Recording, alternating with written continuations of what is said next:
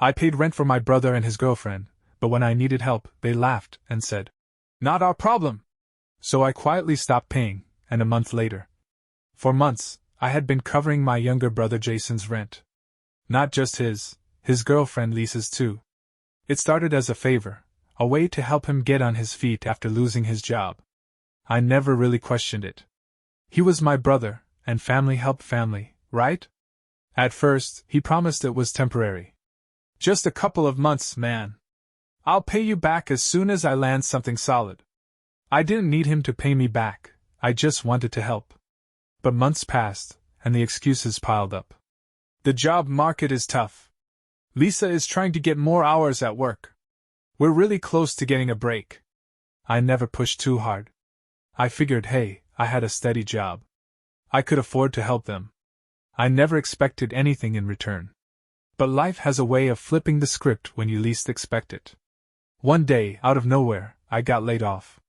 Just like that, no warning, no severance, just a short, impersonal meeting where my boss thanked me for my service and handed me a box for my things. The moment I left the office, my mind was racing. Rent, bills, savings, how long could I last? The weight of uncertainty pressed down on me, but I took a deep breath and told myself it would be okay. I just needed a little time to figure things out. I swallowed my pride and reached out to Jason. I didn't ask for much, just a little help covering my rent for a month or two while I got back on my feet. After everything I'd done for him, I thought he'd understand. But when I told him, he just laughed. Lisa laughed too. "That sucks, man," Jason said, shaking his head. "But, not our problem." Something in me snapped. For a moment I thought I misheard him. "What?" I asked, my voice calm, but tight. Jason leaned back on his couch, stretching his arms over his head like this was the most casual conversation in the world. "Dude, I get it. Losing your job sucks. But we've got our own stuff going on." Lisa smirked, shaking her head like I was some kind of idiot. "We're barely scraping by ourselves. You know how hard it is out there." I blinked at them, trying to process what was happening. I had covered their rent for 7 months. Paid their utilities. Even spotted them extra cash when they said they couldn't afford groceries. And now, the second I needed anything, they were acting like I was a stranger? I tried again, forcing my voice to stay level. "I'm not asking for much. Just some help for now. You wouldn't even have a roof over your head if it weren't for me." Jason rolled his eyes. "Look, man, we appreciate everything you've done, okay? But we never asked you to." Lisa nodded, her arms crossed. "Exactly. That was your choice. We didn't force you." I felt my hands clench into fists. I had never expected them to grovel or sing my praises, but this was disrespect. Jason saw the look on my face and let out an awkward chuckle. "Come on, don't get all weird about it. You'll figure something out. You always do." I stood up slowly, something inside me hardening. "Yeah," I said quietly, turning toward the door. "I always do." And that's when I made my decision. I wasn't going to argue. I wasn't going to beg. I was simply going to stop paying. And let them find out the hard way.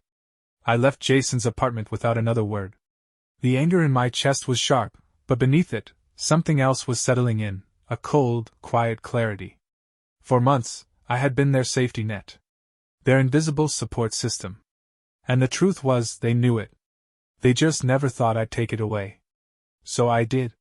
That very night, I logged into my bank account and canceled the automatic payments for their rent and utilities. No warnings.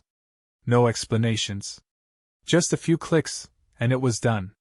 I sat back in my chair, staring at the confirmation screen. Jason and Lisa probably wouldn't even notice for a few weeks. Their rent wasn't due for another 2.5 weeks, and their utility bill had just been covered. They'd keep living like nothing had changed, blissfully unaware that the floor beneath them was already cracking. And I wasn't going to say a word. If they had the nerve to tell me, "Not our problem," then they could deal with their own mess when it came knocking. I slept better that night than I had in months. A month passed. At first, there was silence. No calls. No texts. Nothing. I imagined Jason and Lisa living their usual carefree routine, ordering takeout, streaming movies on my dime, and assuming the rent was magically handled, just like always. Then, the first call came. It was a Saturday afternoon when my phone buzzed. Jason's name flashed on the screen. I let it ring. A minute later, another call. Then another. I smirked, leaning back on my couch. So the landlord finally came knocking. A text followed next. Jason. Dude, what's going on? Just got a call from the landlord. Said rent wasn't paid? I ignored it. 5 minutes later. Jason. Bro, I thought you were covering this. What happened? I let him sweat. An hour later, another text. Jason. Dude, this is serious. We're already late on rent, and he's saying we only have a few days before he starts the eviction process. Call me. I finally replied with 2 words. Me. Not my problem. Then I put my phone on silent and went out to enjoy my day. By the time I got home that night, my phone was flooded with missed calls and frantic texts. Jason had officially entered panic mode. Jason. Dude, come on. This isn't funny. The landlord says we have 3 days to pay or we're out. Jason. You've always helped before, why stop now? Jason. Bro, answer me. Lisa. Wow, real mature. You should have told us if you weren't gonna cover it. Now we're about to be homeless because of you. Nice. I actually laughed at that one. Because of me? No, they were about to be homeless because they had been freeloading off me for nearly a year and never thought to prepare for a day when I might not be there to bail them out. I waited until midnight before replying. Just long enough to let them sit with their own choices. Me. Not my problem. The same exact words they had thrown at me when I needed help.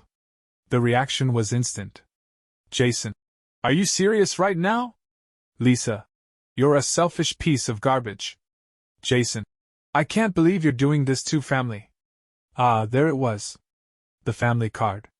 Funny how that only came up when they needed something. I tossed my phone aside and went to bed. The next morning, I woke up to a long voicemail from Jason. His voice was desperate. Listen, man, I know we've had our differences, okay? But you can't just leave us hanging like this. We've got nowhere to go.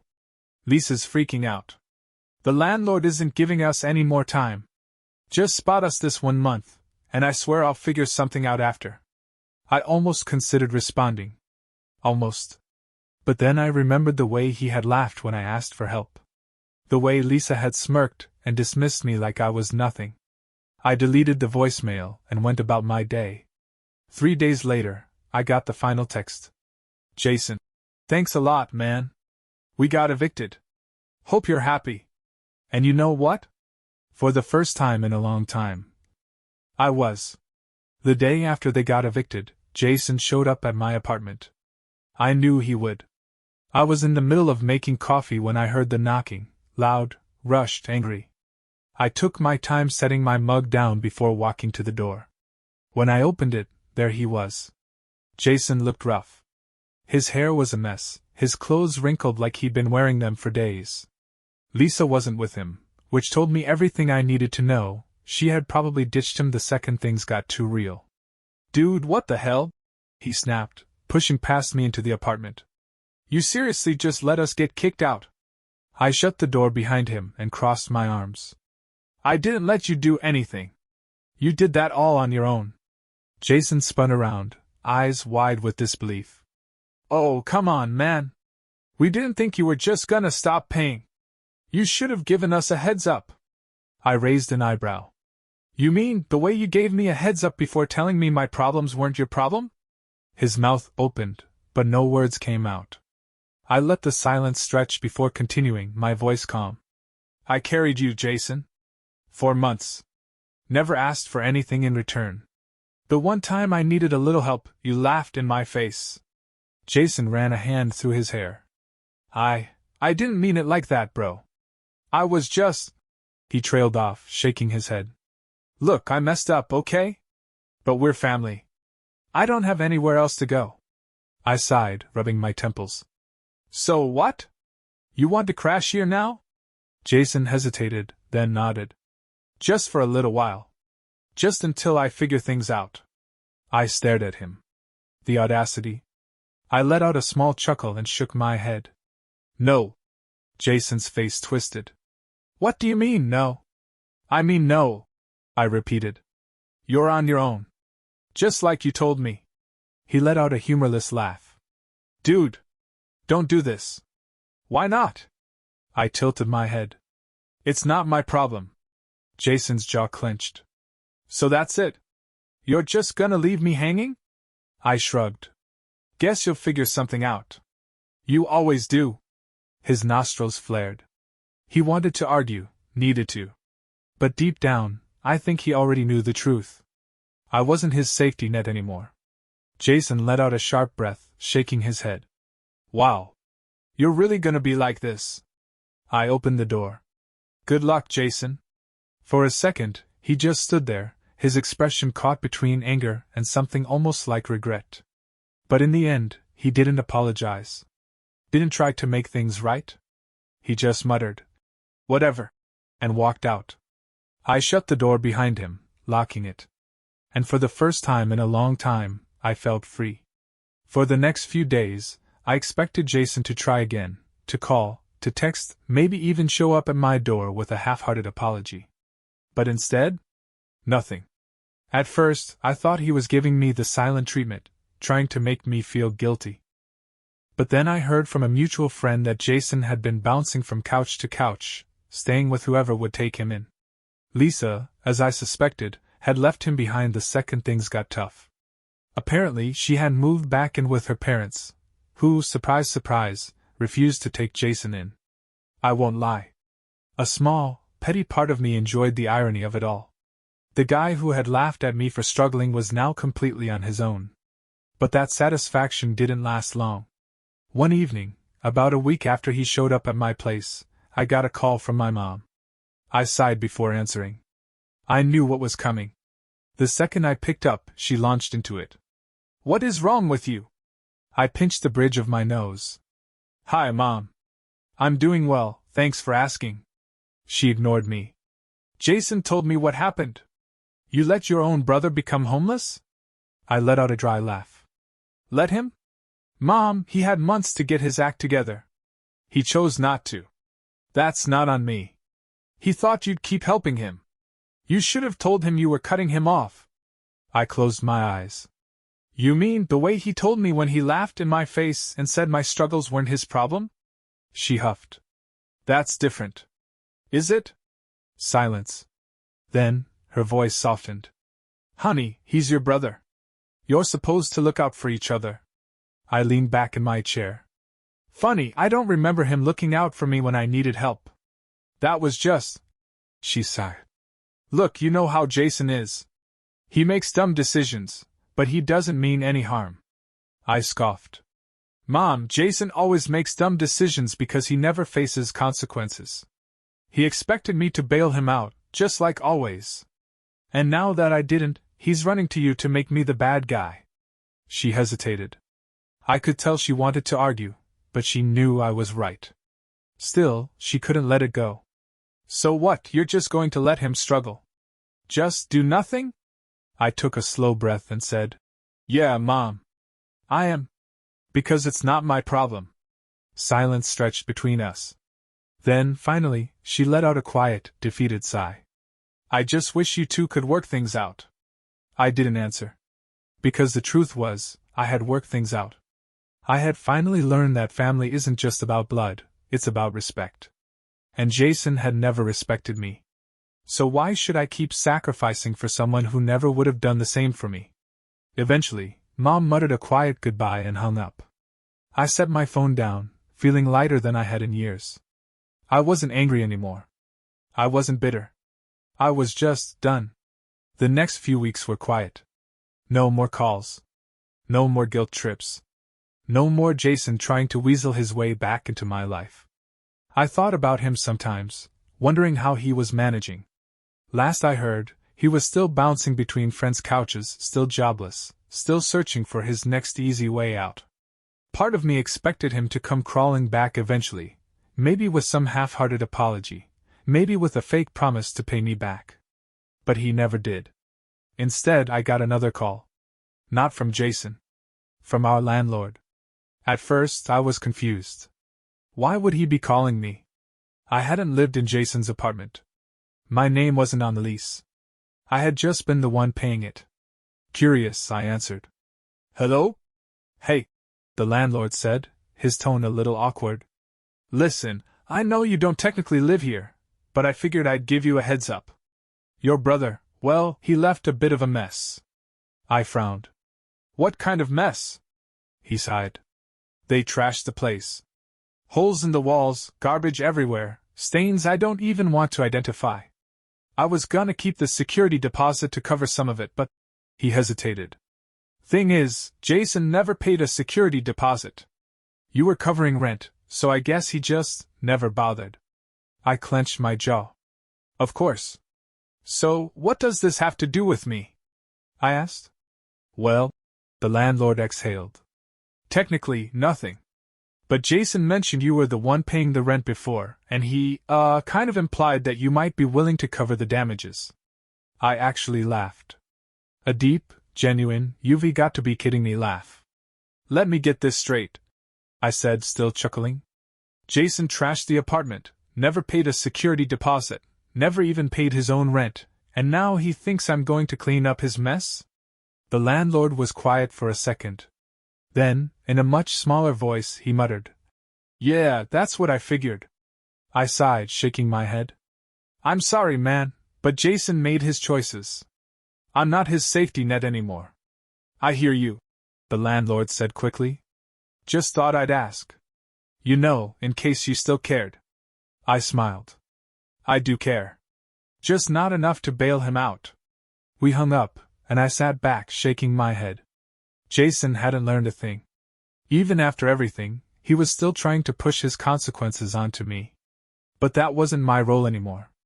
I had spent too long being the one everyone depended on, the one who always cleaned up other people's messes.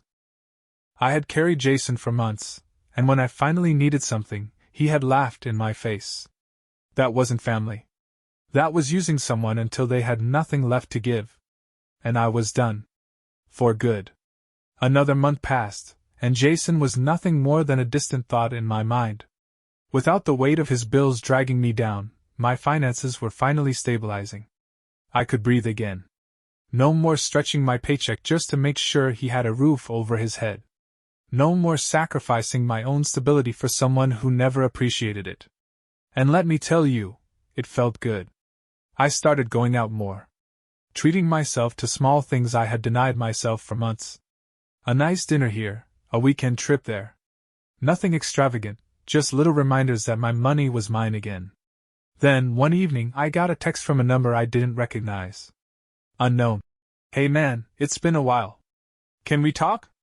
I stared at it for a moment before realizing it was Jason. I debated ignoring it. But curiosity got the better of me. Me. Talk about what? The typing bubble appeared, then disappeared. Then appeared again. Finally, he sent. Jason. Look, I know I screwed up. I should have helped you when you needed it. I was being selfish. I get that now. I leaned back in my chair, reading the message twice. For a brief second, I considered the possibility that maybe, just maybe, Jason had finally learned his lesson. Then another message came through. Jason. I just need a little help, man. Nothing crazy. Just a place to crash for a week or two while I get back on my feet. And there it was. The same cycle. The same pattern. I could already see how this would play out. A week would turn into a month. A month into several. He'd have excuse after excuse for why he still wasn't working, why he still couldn't contribute, why it was somehow my responsibility to keep saving him. I had seen this movie before. And I wasn't sitting through the sequel. I took my time before responding. When I did, I kept it short. Me. Sorry. Not my problem. Seconds later, my phone started ringing. I watched Jason's name flash on the screen. I let it ring. When it stopped, another text came through. Jason. Are you seriously gonna do this to your own brother? I didn't reply. Because the truth was, he had done this to himself. I turned off my phone, stretched my legs out, and enjoyed the quiet. Jason had made his bed. Now he could lie in it, without my help. Days passed, and Jason never texted again. No more guilt trips. No more desperate calls. Just silence. At first I thought he might try one last time, maybe show up at my door again, maybe rope my mom into another lecture about family. But he never did. And honestly, that was fine by me. For the first time in years I felt free. No longer shackled to someone who only saw me as a walking ATM. No longer carrying the weight of someone else's irresponsibility. I had spent so much time feeling guilty, like it was my job to keep Jason afloat, to keep him from facing the consequences of his own laziness. But the truth was, the second I stopped enabling him, his life didn't fall apart. He just had to deal with his own choices for once. And that wasn't my burden to carry. A few weeks later, I ran into a mutual friend who had seen Jason recently. "Yeah, he's been bouncing between places," they said with a shrug. "Complains a lot, says nobody helps him, but I mean, he's fine. He's just gotta get his act together." I just smiled and nodded. I didn't feel anger anymore. Didn't feel bitterness. Just relief. Jason would figure it out. Or he wouldn't. Either way, it was his problem now. As for me, I was finally focusing on my life. And I wasn't looking back.